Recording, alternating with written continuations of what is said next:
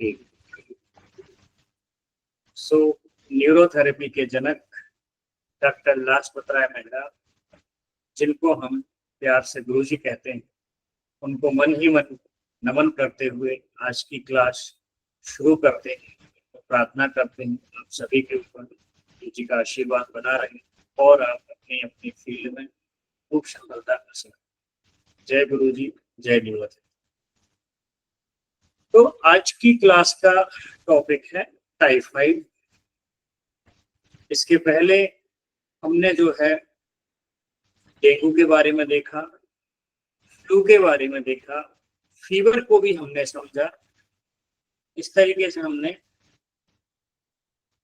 अलग अलग तरह से फीवर को समझने की कोशिश की। तो आज का जो विषय है वो है टाइफाइड फीवर। बड़ी कॉमन बीमारी है और हर घर में किसी न किसी व्यक्ति को ये हुआ होगा, तो सभी इससे परिचित हैं। कुछ चीजें जो इसके बारे में आप सभी लोग जानते हैं, कुछ चीजें आज हम जानने की कोशिश करेंगे। ये क्लास लेने का एक उद्देश्य आपको बीमारियों के प्रति जागरूक करना, साथ में इस समाज को जागरूक करना, बीमारियों के प्रति कैसे उनसे बचाव होगा और उनको किस तरह की डाइट लेनी। दूसरा, न्यूरोथेरेपिस्टों को इस बीमारी को अगर टैकल करना है तो किस तरीके से हम अपना प्रोटोकॉल इसमें रखेंगे, उनको समझने के लिए ये क्लास का आज हमने जो है टॉपिक लिया है। तो आज जो है हम टाइफाइड के बारे में डिस्कशन करेंगे और समझने का प्रयास करेंगे इसके कई अलग अलग पहलुओं को लेकर।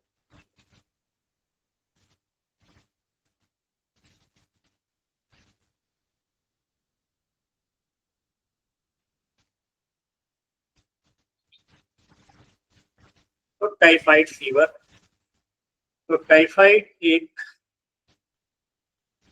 संक्रामक रोग है जो साल्मोनेला टाइफी नामक बैक्टीरिया से होता है।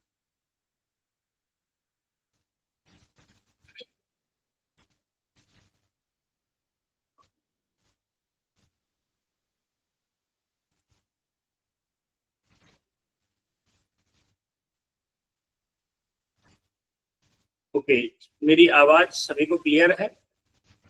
अगर जिनको नहीं आ रही है वो लेफ्ट होकर दोबारा रिज्वाइन कर लीजिए।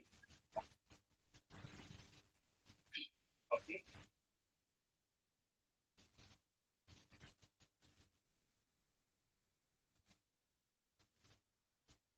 तो टाइफाइड एक संक्रामक रोग है। संक्रामक रोग वह होते हैं जो एक व्यक्ति से दूसरे व्यक्ति में फैलते हैं, पर ये अलग अलग तरीके से होता है। जैसे जो लंग्स की जो बीमारियां हैं या लंग्स के जो वायरल इन्फेक्शन है वो आपके श्वासों के माध्यम से या आपके छींकते समय जो ड्रॉपलेट गिरते हैं या खांसते समय जो उससे वो फैलते हैं।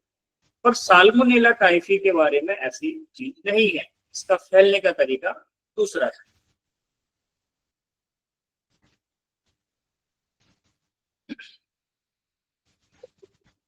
तो इसे जो है एंटेरिक फीवर कहा जाता है। एंटेरिक मतलब जो आंतों का बुखार भी इसको कहा जाता है। और यह बीमारी खासकर उन जगहों पर होती है जहां साफ पानी और भोजन की कमी होती है। कारण क्या है इसका? तो मुख्य कारण इसका हो गया कि साल्मोनेला टाइफी बैक्टीरिया। दूसरा, यह बैक्टीरिया पेट और आंतों को संक्रमित करता है, यानी आपकी जो गैस्ट्रोइंटेस्टाइनल ट्रैक्ट है उसको यह संक्रमित करता है। और यह संक्रमित व्यक्ति के मल या मूत्र से यह बैक्टीरिया पानी या खाने में पहुंच जाता है और फिर दूसरे व्यक्ति को संक्रमण हो जाता है। कैसे, इसको थोड़ा सा समझिए।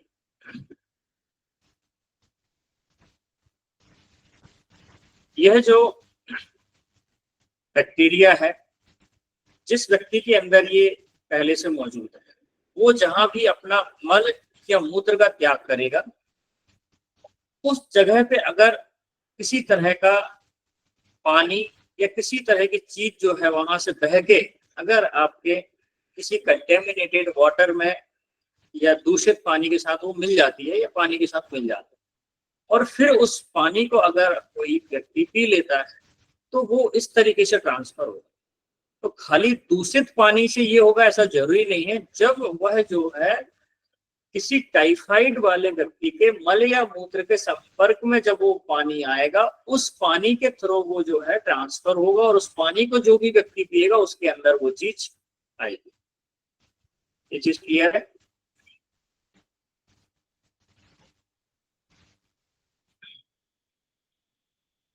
तो ये चीज ध्यान देने वाली बात है। तो बरसात के दिनों में अक्सर ये बीमारी बढ़ जाती है।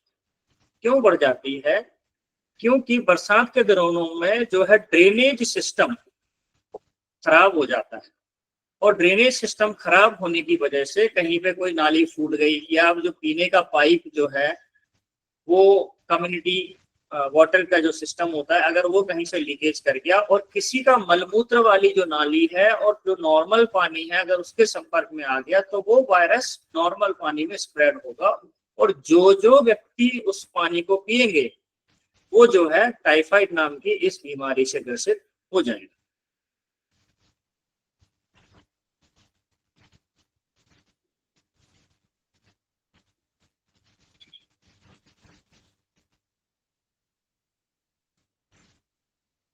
तो ये सिर्फ दूषित पानी से नहीं। अब जैसे किसी ने पानी पूरी खाई तो पानी पूरी खाने से आपको जो है टाइफाइड तभी होगा जब उस व्यक्ति ने वो पानी किसी गंदी जगह से लिया हो और उसका जो संबंध रहा हो ऐसे व्यक्ति ने जहां भी मलमूत्र किया हो जो पहले से टाइफाइड से पीड़ित था और वो पानी उसके संपर्क में आया तो वो जो है बाहर के खाने से, इसलिए बोला जाता है कि बाहर का खाना या गंदा खान पान जो है उसकी वजह से ये बीमारी होती है। तो जहां भी साफ पानी नहीं है, भोजन की कमी है, उन जगहों पर ये मतलब जहां गंदगी है वहां से फैलने का खतरा ज्यादा है। इसका कारण क्लियर है। साल्मोनेला टाइफी नाम का बैक्टीरिया होता है और यह बैक्टीरिया पेट और आंतों को संक्रमित करता है। और ये कैसे फैलता है?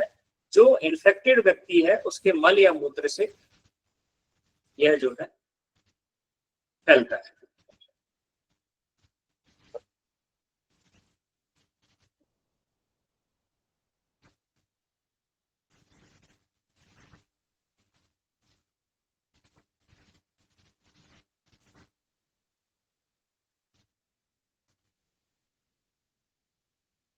आगे देखते हैं फैलने का तरीका, जो कि मैंने पहले ही आप सभी को बताया है कि एक तो दूषित पानी पीने से, दूसरा है संक्रमित खाना खाने से, तीसरा है संक्रमित व्यक्ति से संपर्क, अगर हाथ धोए बिना खाना खाया जाए।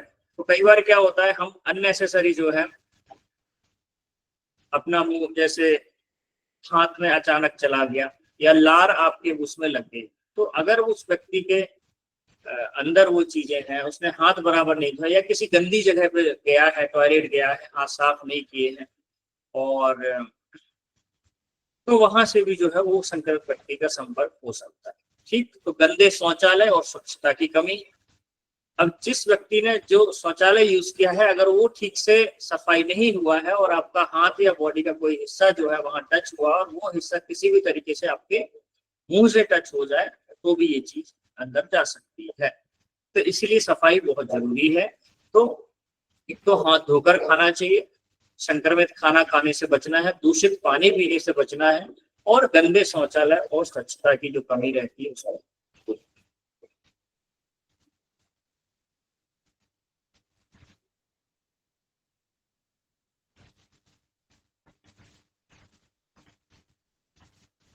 लक्षण, तो लक्षण जो है इसके वो धीरे धीरे बढ़ते हैं, आमतौर पर 1 से 3 हफ्तों में दिखाई देते हैं। इसमें लगातार बुखार बना रहता है और धीरे धीरे जो है बढ़ता है। सिर दर्द, थकान और कमजोरी इसमें होती है।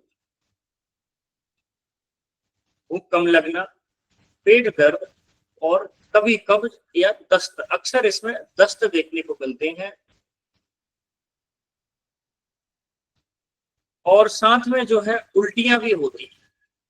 ठीक, उल्टियां होती हैं, दस्त लगते, कमजोरी बहुत ज्यादा आ जाती, खाना पचता नहीं है, जो भी खाओ कभी कभी तो ये इतना सीवियर हो जाता है कि पानी भी अंदर नहीं जाता है और आदमी को पानी की ही उल्टी होना शुरू। तो ये इसकी सीवियरिटी। तो गंभीर लक्षण क्या होंगे इसके जो है,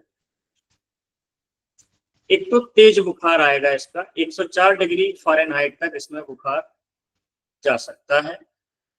दूसरा, जब आप सोनोग्राफी कराएंगे तो टाइफाइड के जो पेशेंट है उनमें स्प्लीन और लीवर इनलार्ज हो जाएगा।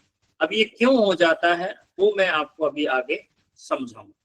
ठीक, रोज स्पॉट, छाती और पेट पर छोटे लाल लाल दाने या इस तरीके का स्पॉट्स आपको दिखने लगे।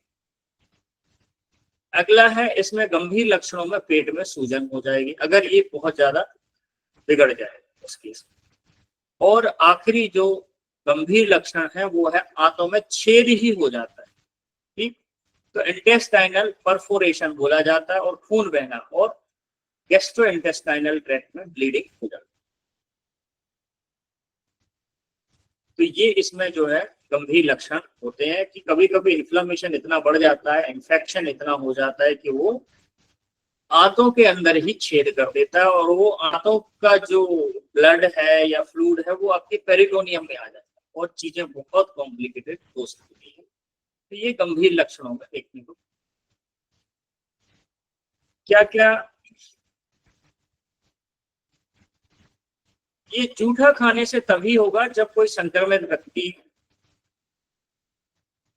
ने खाया हो और उसकी लार या किसी तरह का फ्लूइड जो है उस खाने में मिला, तभी ये होगा। अदरवाइज अगर कोई उसका फ्लूइड मिलना चाहिए एक्चुअली, चाहे सलाइवा हो या किसी तरह से जो भी है, मोस्टली इतना ज्यादा इसमें जरूरत नहीं पड़ती है। वैसे भी हम बीमार आदमी के साथ तो खाना नहीं खाते हैं, तो ज्यादातर जो देखने को मिलता है वो ये आप केयरनेस के लिए आप रख सकते हैं, बट ये मलमूत्र से या उसे खाने से ज्यादा ये फैलता है। इन चीजों का ध्यान, तो वैसे भी केयरफुल हमें रहना चाहिए। और जब आप मरीज की सेवा कर रहे हैं तो मरीज से थोड़ी सी सेवा तो करनी, पर खुद को भी अपना ध्यान रखना चाहिए। तो ये छींकने से ऐसा है फैलेगा ऐसा जरूरी नहीं है, क्योंकि ये अपर रेस्पिरेटरी ट्रैक्ट में नहीं होता है, ये आपके अंदरूनी आंतों से होते हुए ब्लड में चला जाता है।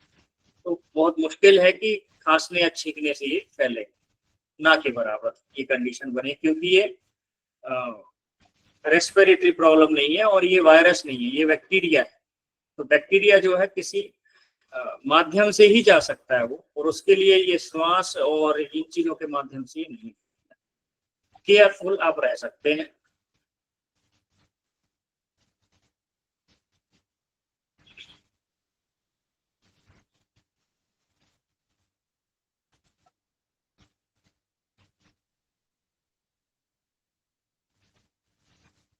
आगे क्या क्या जटिलताएं हो सकती हैं, कॉम्प्लिकेशन क्या आ सकती है इसमें, तो एक हो गया परफोरेशन, यानी आंतों में छेद हो सकता है। आंतों से खून निकल सकता है, क्योंकि इतना ज्यादा अगर उसमें इन्फ्लेमेशन हो गया है तो मोशन जब पास होगा तो इन्फ्लेमेशन की वजह से म्यूकस मेम्ब्रेन जो है वो डैमेज होगी और इंटरनल हेमरेज हो जाता है इसमें इंटेस्टाइन। अगर ये संक्रमण दिमाग में पहुंच जाता है तो इंसेफेलोपैथी होने का चांस रहेगा। लंग्स में भी अगर इसका इफेक्ट हो जाए, दूसरे और इन्फेक्शन मिल जाए तो निमोनिया हो सकता है। और दिल में, दिल की जो दीवारें हैं उनमें जो है मायोकार्डाइटिस यानी सूजन, और मौत तक हो सकती है जिनका सही इलाज नहीं हो पाता है। तो ऐसे 10 से 30% लोगों के साथ ऐसा हो सकता है। डायग्नोसिस के लिए क्या करते हैं, विडाल टेस्ट होता है, उनमें विडाल टेस्ट की जांच की जाती है, तो उसमें ये पॉजिटिव या नेगेटिव आता है। ब्लड का कल्चर किया जाता है फर्स्ट वीक में, तो ये शुरुआती दिनों में नहीं आता, 2-4 दिन में, इसको टाइम लगता है। जब बुखार, तो हमने लास्ट उसमें देखा था कि नॉर्मली जो वायरल फीवर है वो 3 से 5 दिन में उतर जाता है। उसके बाद हम डाउट करते हैं, या तो हम डेंगू की तरफ जाते हैं अगर उसके प्लेटलेट डाउन हो रहे हैं, आंखों के पीछे दर्द हो रहा है, या फिर हमारा दूसरा जो मन में डाउट रहता है कि मलेरिया तो नहीं है, तो मलेरिया की जांच होगी। तीसरा हमारा डाउट जाता है टाइफाइड की तरह। मोस्टली इन तीनों में से कोई ना कोई एक निकलता है, तो उसका फिर टेस्ट होता है। तो मलेरिया की किट आती है, डेंगू की किट आती है और विडाल टेस्ट का भी किट आता है। इन तीनों से पता चलता है। ठीक है। स्टूल और यूरिन टेस्ट होगा तो स्टूल में जो है साल्मोनेला टाइफी बैक्टीरिया आ जाएगा। और सीबीसी कंप्लीट ब्लड काउंट, इसमें अक्सर जो है WBC कम हो जाते हैं, इम्यूनिटी डाउन। इलाज, तो अगर हम एलोपैथिक इलाज की बात करें तो इसमें एंटीबायोटिक दी जाती है। सपोर्टिव केयर के रूप में पैरासीटामोल बुखार कम करना, अगर 104 पहुंच गया है, 102 पहुंच गया है, और डिहाइड्रेशन से बचाने के लिए ORS वगैरह देना चाहिए। आराम करना है। गंभीर केस में जो है हॉस्पिटलाइज होना चाहिए। प्रिवेंशन क्या रख सकते हैं? हमेशा उबला या फिल्टर किया हुआ पानी पिए। जैसे अभी बरसात का मौसम है और अगर आपके यहाँ बहुत सारा इस तरीके का है कि वाटर कंटेमिनेटेड है, तो पानी उबाल के पीना चाहिए। उबाल के नॉर्मल करके खाना अच्छी तरह पकाएं ताकि जो भी उसके बैक्टीरिया है वो मर जाए। हाथ धोना चाहिए खाने से पहले और शौचालय से आने के बाद। और गंदे स्ट्रीट फूड से बचें। अगर आपको लगता है ये स्ट्रीट फूड ठीक नहीं है तो वहां से बचें। देखें, बहुत अच्छे रेस्टोरेंट भी होते हैं जहां सफाई का ध्यान रखा जाता है, तो वो आपको अपनी समझदारी से देखना। इसकी वैक्सीन तो है बट अभी उतना इस पे ज्यादा इसको लगाया नहीं जाता है इंडिया में। तो इंजेक्टेबल टाइफाइड वैक्सीन होती है, फिर ओरल टाइफाइड वैक्सीन, बट ये प्रैक्टिकली अभी मतलब हॉस्पिटल में ज्यादा दिया नहीं जाता है इसको। अवधि, कोर्स ऑफ डिजीज, तो बिना इलाज के 3 से 4 हफ्तों तक यह बीमारी रह सकती है और इलाज होने पर यह 7 से 14 दिन में ठीक होता है। सरल भाषा में याद रखें तो टाइफाइड खाने पीने से फैलने वाला पेट और बुखार का रोग है। लक्षण क्या होते हैं? बुखार, पेट दर्द, दस्त या कब्ज और कमजोरी। इलाज एंटीबायोटिक, तरल पदार्थ। बचाव क्या रखना है? साफ पानी, साफ खाना और वैक्सीन अगर अवेलेबल है तो वैक्सीन। ठीक, यहाँ तक सभी को क्लियर है? यस लिख दीजिए। फिर अब हम इसकी डिटेल में जाने वाले हैं। ये एक बैकग्राउंड हमने यहाँ तैयार किया।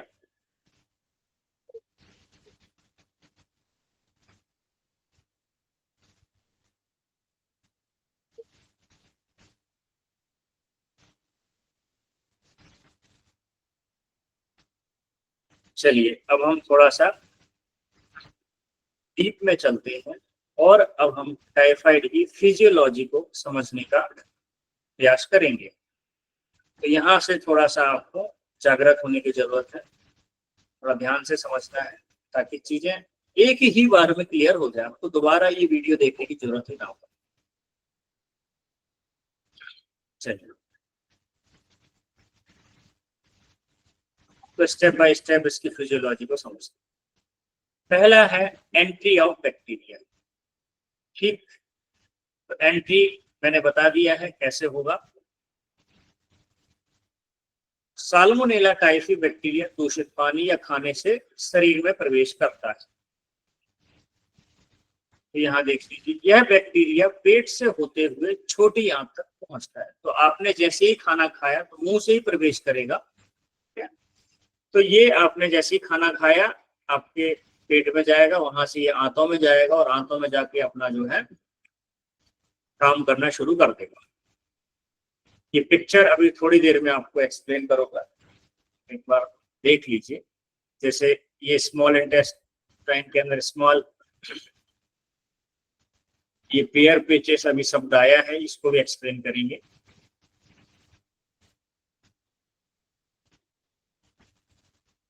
बस एक पिक्चर अभी एक दिमाग में बना के रखिए। चलिए, तो पहला हो गया एंट्री। एंट्री माउथ के थ्रू होगी इसकी, और ये या तो गंदा पानी पीने से आएगा या खाना खाने से। ठीक, इन्वेजन ऑफ इंटेस्टाइन, आंतों में प्रवेश। तो आंत की पेयर पैचेस यानी लिम्फाइड टिश्यू में बैक्टीरिया घुस जाते हैं। कहाँ घुस जाते हैं? लिम्फोइड टिश्यू होते हैं, ये आंतों के अंदर होते हैं, इनको पेयर पैचेस बोला जाता है। इसलिए मैंने बोला था ये पिक्चर आप याद रखें। तो ये पेयर पैचेस होते हैं आंतों के अंदर, जैसे हमारी ये इंटेस्टाइन है, ठीक, ये आंतें होती है। तो पेयर पैचेस को समझिए, ये पेयर पैचेस, इनके अंदर सेल्स होती हैं। तो एम सेल्स पेयर पैचेस, ये इंटेस्टाइन है, उसकी ये लाइनिंग है। तो ये क्या करेंगे, ये एम सेल से जाके चिपक जाएंगे और ये जो है उस माइक्रोफेज के अंदर ही घुस जाएगा। ठीक, इस इन्फेक्शन की खासियत क्या है कि इसे जो है हमारे पेट का हाइड्रोक्लोरिक एसिड नहीं मार सकता। ये जो बैक्टीरिया है ये इतना स्ट्रॉन्ग है कि इसको पेट का जो हाइड्रोक्लोरिक एसिड है वो नहीं मार पाता है, इसीलिए ये जो है आंतों में प्रवेश करता है। ठीक है, तो आंतों में प्रवेश करके ये हमारी इम्यूनिटी को चकमा दे देता है। कैसे?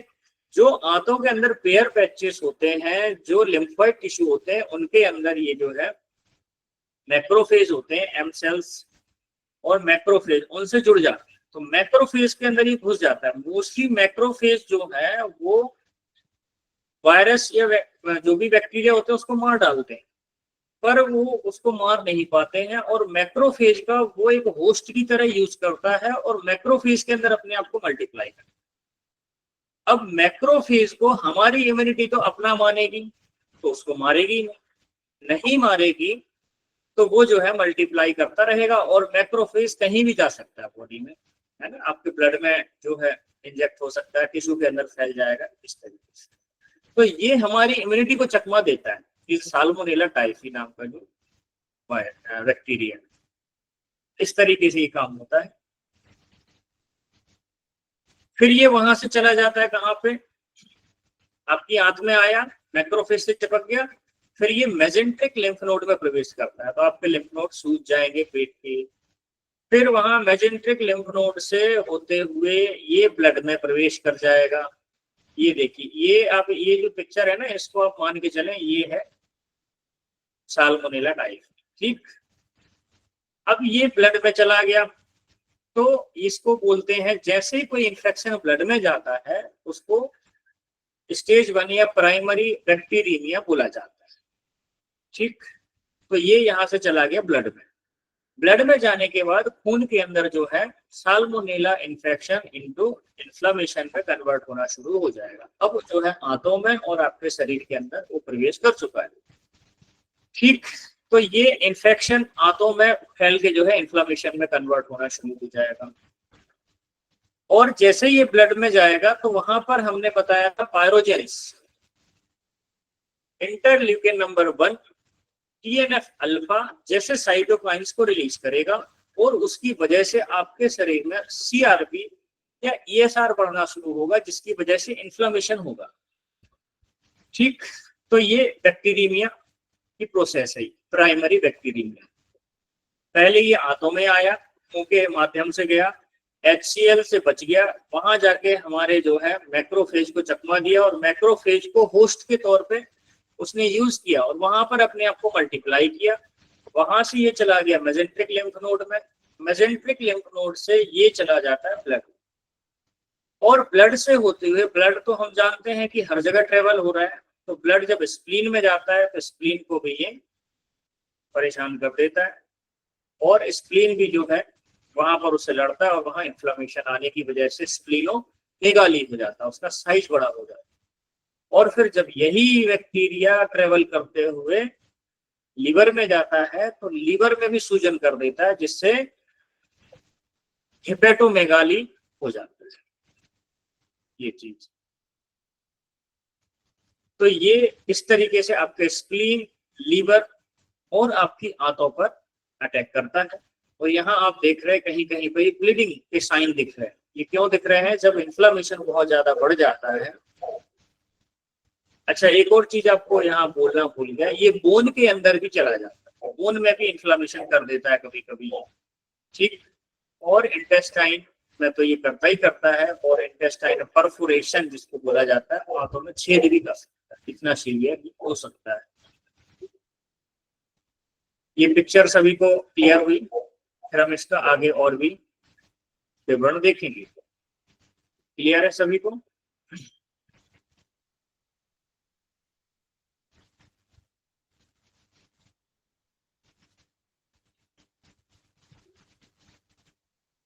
चलिए आगे बढ़ते हैं।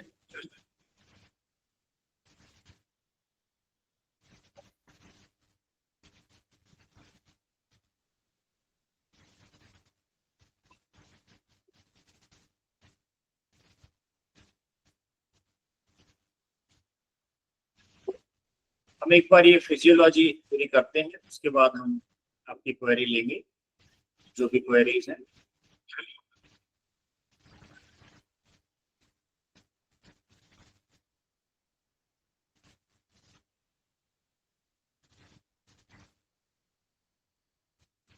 कुछ अगर ऐसा क्वेरी है आप चैट में लिख दीजिए, तो वो मैं पढ़ लूंगा, और अभी उसका जवाब देना जरूरी है तो मैं अभी क्लास में ही इंक्लूड कर दूंगा।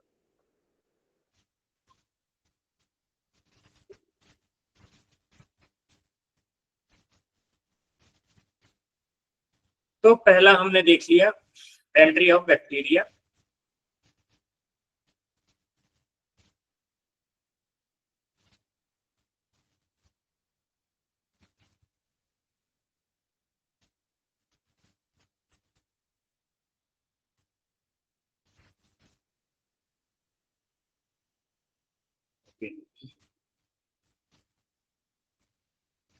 जी पूछिए, आपकी क्वेरी पूछिए मानवी जी।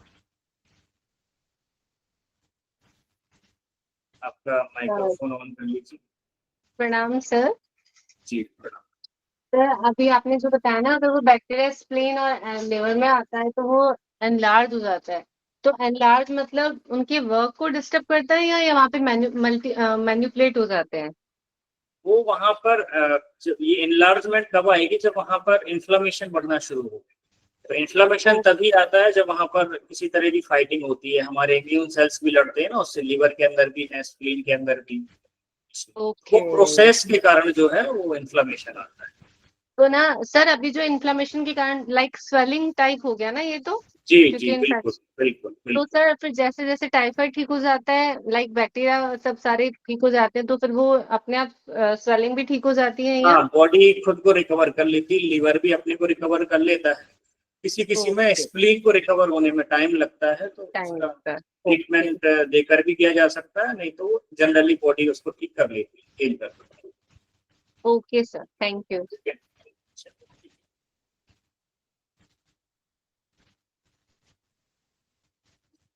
हाँ, बैक्टीरिया की वजह से भी इंटेस्टाइन, अब यहाँ हम जो बात कर रहे हैं वो साल्मोनेला टाइफी बैक्टीरिया की बात कर रहे हैं, और उसकी वजह से इंटेस्टाइन में अल्सर हो सकता है।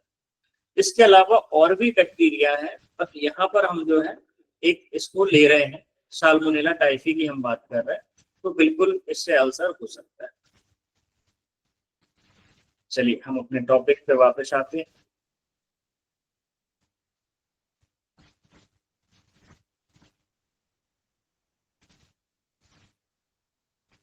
इसको हमने समझ लिया है। आंतों में प्रवेश, तो देखा हमने कि आंत की पेयर पैचेस में बैक्टीरिया घुस जाते हैं। पेयर पैचेस एम सेल्स के जरिए बैक्टीरिया को अंदर ले जाते हैं, और वहां मैक्रोफेजेस इसको निगल लेते हैं। किसको? बैक्टीरिया को।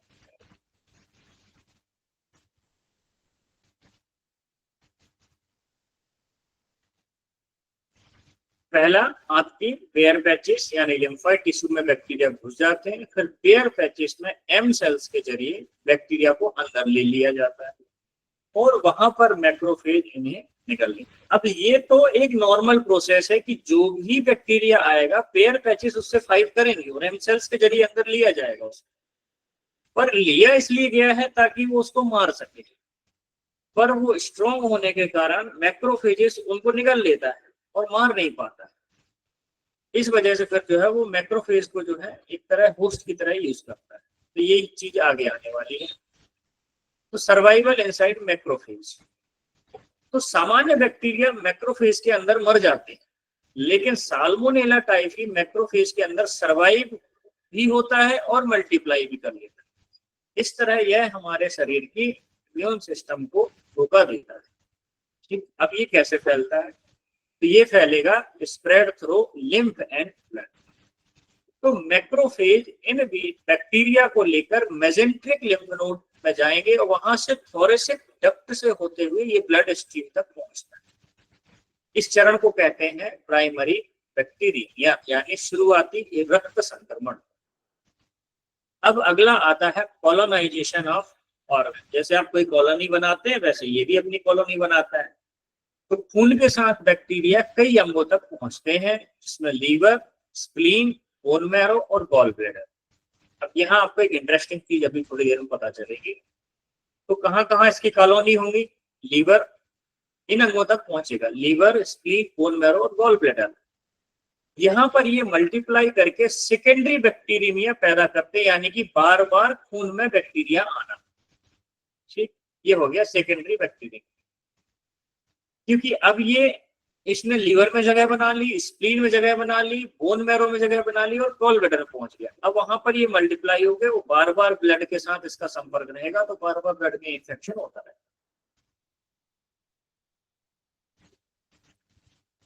क्लिनिकल सिम्टम्स जो इसमें डेवलप होते हैं, तो बैक्टीरिया और उनके एंडोटॉक्सिन, इसकी हम बात कर चुके हैं। एंडोटॉक्सिन की वजह से फीवर आता है। तो कुछ ऐसे बैक्टीरिया होते हैं जो बॉडी में टॉक्सिन्स रिलीज करते हैं, उनको एंडोटॉक्सिन बोला जाता है, जिसकी वजह से हाई फीवर, हेडेक, बॉडी एक। हेयर पैचेस का इन्फेक्शन होने की वजह से पेट दर्द, पेट फूलना, दस्त या कब्ज हो सकती है।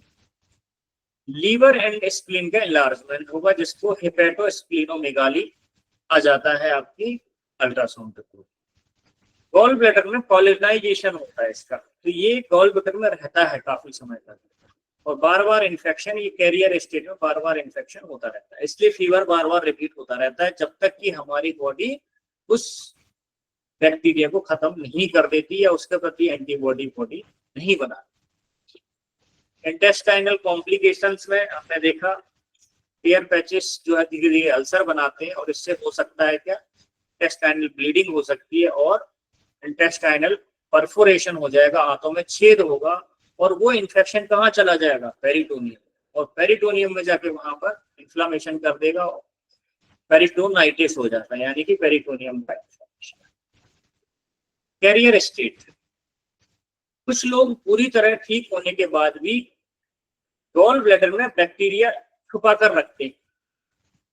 ऐसे लोग हेल्दी तो दिखते हैं लेकिन मल मूत्र के जरिए बैक्टीरिया फैलाते रहते हैं। इन्हें कहते हैं क्रॉनिक कैरियर, जैसे टाइफाइड, मैरीकिस। तो ये किसी बॉडी के अंदर रहता है, मोस्टली इसमें 1 साल तक उस व्यक्ति के अंदर चांस है कि वो जो है फैला सकता है। तो इस तरीके से बैक्टीरिया गॉल ब्लैडर के अंदर मौजूद रहता है। आपको लगेगा आप एकदम स्वस्थ हैं, लेकिन वो आपके अंदर मौजूद है। इसीलिए कई लोगों को टाइफाइड हर साल हो जाता है। तो जब भी आपके शरीर की इम्यूनिटी कमजोर पड़ती है या उसका मित्र जो है बाहर से आया, तो दोनों मिलके जो है फिर से आपके ऊपर अटैक कर दे। तो इस तरीके से ये टाइफाइड बार बार होता है। तो एक बार टाइफाइड हो जाए तो दूसरी बार होने का चांस बना रहता है और 1 साल तक तो ऐसे लोगों को बहुत ध्यान रखने की जरूरत है ना। यहाँ तो 15 दिन में ही लोग नॉर्मल चीजों पे आ जाते हैं, पर ऐसा नहीं करना है। अपनी इम्यूनिटी पे ध्यान देना है और सही खान पान का ध्यान रखना। इसकी फिजियोलॉजी देखते हैं हम, समरी देखते हैं। तो एंट्री होगी दूषित खाना या पानी से, invasion, Peyer patches and macrophage के थ्रू, फिर सर्वाइवल होगा, मैक्रोफेजेस के अंदर मल्टीप्लाई होगा, फैलेगा, स्प्रेड ब्लड एंड लिम्फ के थ्रू, ये liver, spleen, bone marrow. Symptoms fever, abdominal pain और हेपेटोस्प्लीनोमेगाली, यानी लीवर एंड स्प्लीन का एनलार्जमेंट। कॉम्प्लिकेशंस क्या हो सकती है, intestinal ulcer, bleeding, perforation. Carrier state, gall bladder में बैक्टीरिया का छुपे रहना। तो गॉल ब्लैडर में बैक्टीरिया छुपा है तो कैसे आएगा, वो पहुंचेगा इसके थ्रू, बाइल के थ्रू आ जाएगा ट्रेवल करके, और फिर जो है वहां से भी आ जाएगा और ब्लड से भी आ सकता है, क्योंकि वहां पर ब्लड की लाइनिंग भी रहती है, तो गॉल ब्लैडर की भी अपनी सप्लाई है। तो इस तरीके से ये मोस्टली पित्त के थ्रू जो है ट्रेवल करता रहेगा आपके जीआई ट्रैक्ट। तो वो डाइजेशन को बार बार कमजोर करेगा, बार बार इन्फेक्शन होगा, इन्फ्लामेशन।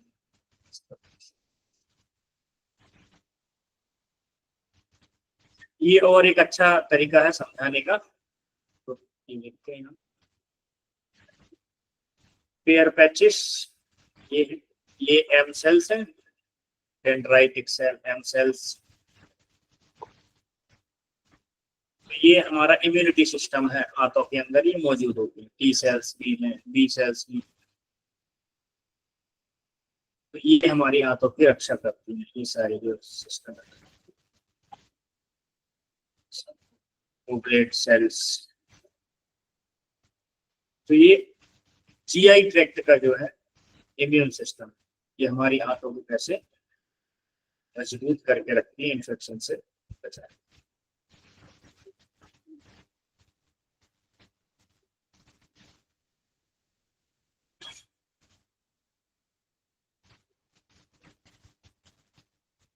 तो देखा जाए तो साल्मोनेला टाइफी जो वायरस है, इस जीवाणु के कारण होने वाली एक तरह की बड़ी, मतलब इससे जान भी जाने का खतरा रहता है अगर ये बहुत ज्यादा तरीके से बढ़ जाए, पर बहुत कम केसेस हैं जिनसे ये जान जाती है।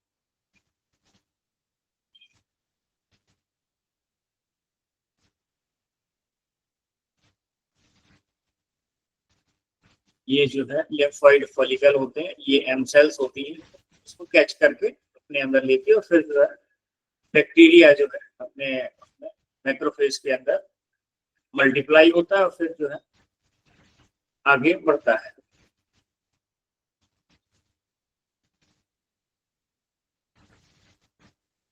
कुछ जरूरी चीजें हैं, फेगोसाइटोसिस। तो एक बार एम कोशिकाओं के भीतर ये बैक्टीरिया प्रवेश करने के बाद बैक्टीरिया को मैक्रोफेज द्वारा निगल लिया जाता है, और मैक्रोफेज शरीर की प्राथमिक प्रतिरक्षा कोशिकाएं होती हैं जो रोगाणुओं को नष्ट करने के लिए बनी होती है, लेकिन ये नहीं कर पाती है, क्योंकि मैक्रोफेज के अंदर जीवित रहने और अपने को मल्टीप्लाई करने की वह क्षमता रखता है। और ये कैसे करता है, तो फैगोसोम के भीतर जो लाइसोजाइम रहता है उसको प्रतिरोध करता है, तो लाइसोजाइम को से लड़ता है एक तरह से। तो फैगोसोम के लाइसोसोम जो है के साथ मिलने से रोककर किसी तरह की फिल्म बना के या बीच में कुछ इस तरीके का, जिससे वो आपको उसको डिसॉल्व ना कर पाए, और अपने आप को ये, इसका मेटाबॉलिज्म ऐसा रहता है कि उसको अनुकूलित कर लेता है मैक्रोफेज के अंदर अपने आप को जिंदा रहे। ट्रोजन हॉर्स एक तरह का फैलाव, तो संक्रमित मैक्रोफेज जिसे अब ज्ञात नहीं होता है कि वह एक रोगजनक को धारण कर रहा है, और आंतों की दीवार से बाहर निकलकर ये मेसेंट्रिक लिम्फ नोड में चला जाता है, वहां से यह जो है लिम्फेटिक सिस्टम में जाता है, और फिर अंततः रक्त प्रवाह में पहुंच जाता है। इसके बारे में हम लोग देख चुके हैं। सो ये सारी चीजें मैं आपको पहले ही क्लियर कर चुका हूँ। न्यूरोथेरेपी ट्रीटमेंट की बात करें, चलिए, तो ट्रीटमेंट क्या होगा। ओके, आशुतोष जी ने बताया है कि गॉल स्टोन बनने का मुख्य कारण टाइफाइड फीवर ही है, ये उनका एक्सपीरियंस हो सकता है, क्योंकि ये कहीं ना कहीं अगर वहां गॉल ब्लैडर में जाके बैठ गया है तो उसकी मोटिलिटी को कम करेगा, वहां कुछ ना कुछ तो प्रॉब्लम क्रिएट करेगा, तो हो सकता है, संभवतः चीजें हो सकती हैं। तो न्यूरोथेरेपी ट्रीटमेंट जब हम करेंगे तो हम, बड़ा ही सिंपल है न्यूरोथेरेपी ट्रीटमेंट, कि भाई जिन ऑर्गन को ये अफेक्ट करता है हमने उन्हीं को मजबूत कर देना है ब्लड सर्कुलेशन के थ्रू, क्योंकि विटामिन डी भी कम हो जाता है। क्यों कम होगा, क्योंकि अगर लीवर वीक हो गया है तो वो सिंथेसिस जो प्रोसेस है आपने पढ़ी होगी 125 डिजीज, तो वो प्रोसेस को अगर ये डिस्टर्ब कर दे, क्योंकि लीवर अगर डिस्फंक्शन कर रहा है तो हो सकता है, ये भी एक चांस है। तो ट्रीटमेंट के तौर पर कुछ ट्रीटमेंट है जो आपके सामने मैं रखता हूँ।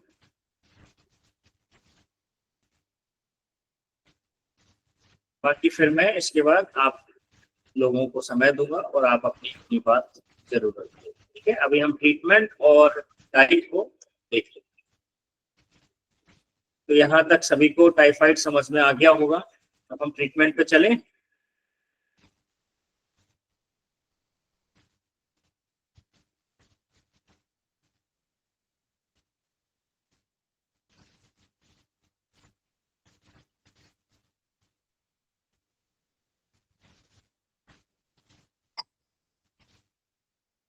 चलिए,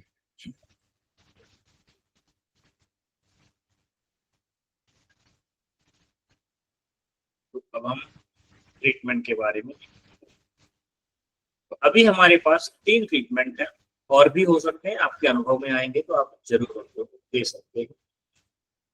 पहला इसमें T1 जो लिखा है ये आप ट्रीटमेंट दे सकते हैं।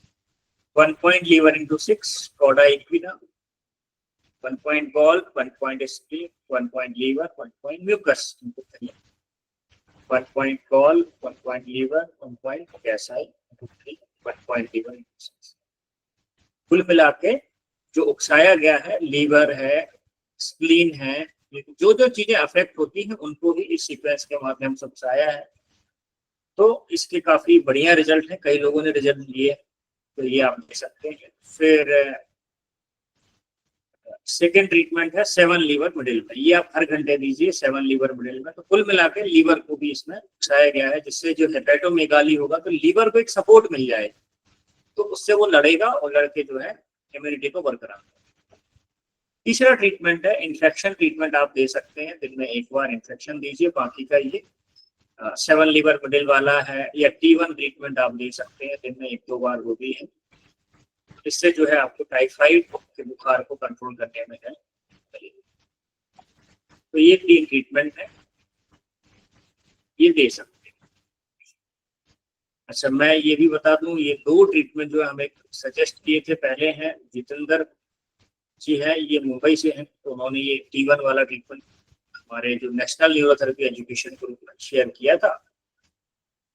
ये उनका पर्सनल एक्सपीरियंस भी था, उनके किसी रिश्तेदार को हुआ था, तो इसी ट्रीटमेंट से उन्होंने ठीक किया। दूसरा जो है 7 लीवर मिडिल पॉइंट, ये सीनियर न्यूरोथेरेपिस्ट सुधाकर जी ने सजेस्ट किया था, और इसके भी बहुत बढ़िया रिजल्ट, कई लोगों ने इसके रिजल्ट। तीसरा ट्रीटमेंट इन्फेक्शन ट्रीटमेंट है, ये हमने ऐड किया है कि भाई बॉडी की इम्यूनिटी के लिए आप ये दे सकते हैं। अब हम देखते हैं डाइट। तो टाइफाइड एक गंभीर संक्रमण रोग है जो मूल रूप से जो है आंतों को प्रभावित करता है, और इस दौरान सही आहार लेना अत्यंत महत्वपूर्ण है। तो कैसा आहार होना चाहिए? आहार ऐसा होना चाहिए जो शरीर को कमजोरी से लड़ने की शक्ति प्रदान करता हो, आंतों पर अनावश्यक दबाव नहीं डालता है, और उन्हें ठीक होने में सहायता करता है। और ऐसा आहार हो जिसमें पोषक तत्वों के बेहतर अवशोषण को या एब्जॉर्प्शन को सुनिश्चित करता है। और क्या चाहिए? जो डिहाइड्रेशन और वजन घटने से बचाता है। तो ऐसा फूड होना चाहिए, या ऐसा डाइट लेना चाहिए। क्या खाएं उस पर हम देखते हैं। तो मूल सिद्धांत ध्यान रखिए, हल्का, नरम, उबला हुआ और आसानी से पचने वाला पौष्टिक भोजन। इस कैटेगरी में जो भी आता है वो आप ले सकते हैं। तो पहले हम देखते हैं लिक्विड के तौर पे आप क्या ले सकते हैं। तो लिक्विड में उबला हुआ पानी या फिल्टर किया हुआ पानी पिए। बॉडी में डिहाइड्रेशन, लूज मोशन के कारण अगर हो जाता है तो ORS दीजिए, ओरल डिहाइड्रेशन सॉल्यूशन। नारियल पानी दे सकते हैं। अभी हम यहाँ लिक्विड की बात कर रहे हैं, पतली चीजें, तो सूप ले सकते हैं। मूंग दाल का सूप है, वेजिटेबल सूप है, या जो नॉन वेजिटेरियन वो चिकन सूप ले सकते हैं। तो टेस्ट के लिए उसमें थोड़ा नमक वगैरह डाल लें, या जो भी हल्का नमक, क्योंकि मुंह का टेस्ट भी खराब हो जाता है। दाल का पानी पी सकते हैं। मूंग या मसूर दाल का पानी प्रोटीन और ऊर्जा का अच्छा स्रोत। छाछ ले सकते हैं, हल्की और पचने में आसान। फलों का रस, ताजे फलों का रस जैसे सेब, अनार, कीवी, इनमें बिना चीनी मिलाए ले सकते हैं। संतरे से बचना है क्योंकि ये एसिडिक होता है। अच्छा, खाने में क्या होगा? ये तो हो गया लिक्विड। खाने में है खिचड़ी, तो नरम और उबला हुआ भोजन होगा। खिचड़ी, मूंग दाल की खिचड़ी सबसे सुरक्षित है, बेहतरीन विकल्प है। इसे नमक और हल्दी के साथ पका लें। दलिया दे सकते हैं, दलिया नमकीन भी बना सकते हैं, मीठा दलिया भी दे सकते हैं। तो दलिया क्या है, फाइबर से युक्त होता है, पचने में भी हल्का है। फिर उबले हुए आलू दे सकते हैं मसले, या सूप में डालकर खा सकते हैं। उबली हुई सब्जियां जैसे गाजर, लौकी, कद्दू जैसी सब्जियों को उबाल कर या मैश करके दे सकते हैं। योगर्ट दे सकते हैं, दही प्रोबायोटिक के लिए, इससे गुड बैक्टीरिया आंतों में बढ़ता है। प्रोटीन, तो वेजिटेरियंस के लिए प्रोटीन है दाल का पानी, दाल का सूप, पनीर वगैरह। जो तला हुआ ना हो, खाली सूप में थोड़ा सा डाल सकते हैं। अगर ऐसा लग रहा है कि वो भी आपको पचाने में समस्या है, तो पनीर को भी अवॉइड कीजिए, दाल का पानी sufficient. Non vegetarian boiled egg ले सकते। फलों में देखा जाए तो आप केला है, तरबूज है, पपीता है, सेब है, ये सब ले सकते हैं। क्या नहीं खाना है ये देख लीजिए। मसालेदार भोजन टोटल बंद कर देना। मिर्च है, तेज मसाले हैं, जो आंतों में जलन पैदा करेंगे, क्योंकि आंतों में अल्सर हो जाते हैं, छाले हो जाते हैं। फिर तला हुआ और चिकना भोजन, समोसे, पकोड़े, भजिया, जंक फूड, ये पचाने में भारी होते हैं, तो ये नहीं खाना। और बुखार में यही खाने का मन करता है ना सभी का। बुखार में बढ़िया तीखा चटपटा खाने का मन करता है, ये मिल जाए तो बस मजा आ जाए, तो ये नहीं खाना। फिर जो है राजमा, छोले या हाई फाइबर जो है वो भी नहीं जाना, क्योंकि वो आंतों पे जब मूवमेंट करेगा ना, तो उसको और छील देगा, क्योंकि अंदर इन्फ्लेमेशन हो जाएगा। इसका भी ध्यान रखना। और कच्ची सब्जियां नहीं खानी है, जो भी है बॉइल्ड है। डेयरी उत्पाद में जैसे भारी दूध, फुल क्रीम मिल्क है, चीज है, मक्खन से बचे। केवल दही और छाछ का सेवन कर सकते हैं डेयरी में। और एसिडिक चीजें, संतरे, नींबू, टमाटर का सॉस, खट्टे फलों से बचना है, क्योंकि अंदर जाके फिर वो एसिड बढ़ाएंगे और साथ में घाव को ठीक होने में रोकेंगे। उसका ध्यान रखें।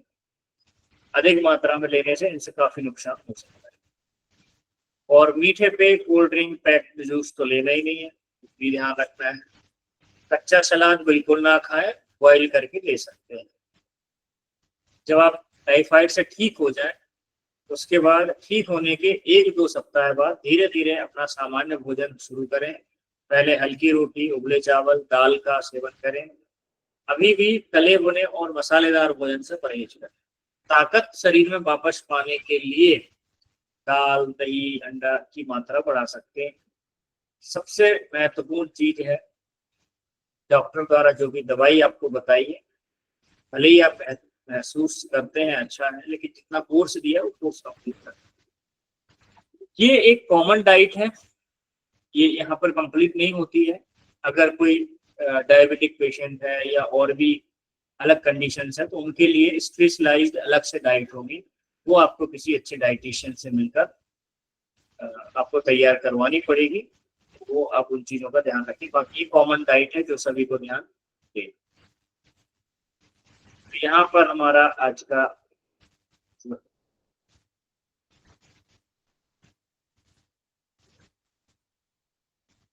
टाइफाइड की क्लास कंप्लीट होती है।